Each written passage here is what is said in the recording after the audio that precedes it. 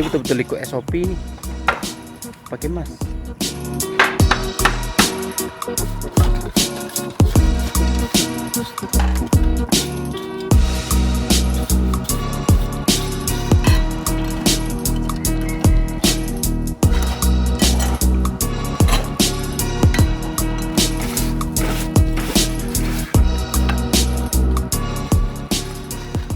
Sampah sarap. Daun-daun kering. Kuncinya tadi pokok ni. Nampak. Kasih bersih Oh, sampah. Daun-daun kering, lepas tu ada macam abuk-abuk pasir kan.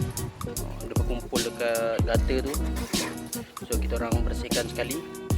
Sana kita dah bersihkan. Ini pun tadi banyak berkumpul daun, kita dah bersihkan. Okey. Ini tinggal sikit lagi kita nak bersihkan ni, lepas tu habis clear.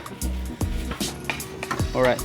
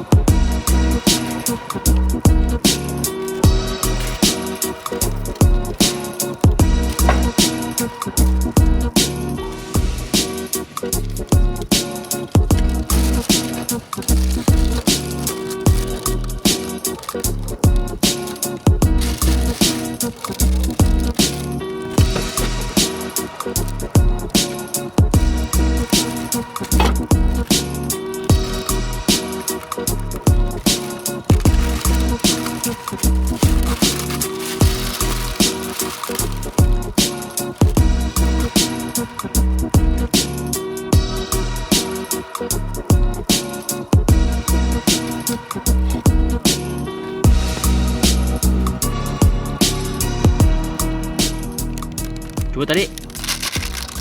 Nampak? Ui, ini betul-betul kuat. Ni dah, kau dah tarik sekuat hati dah.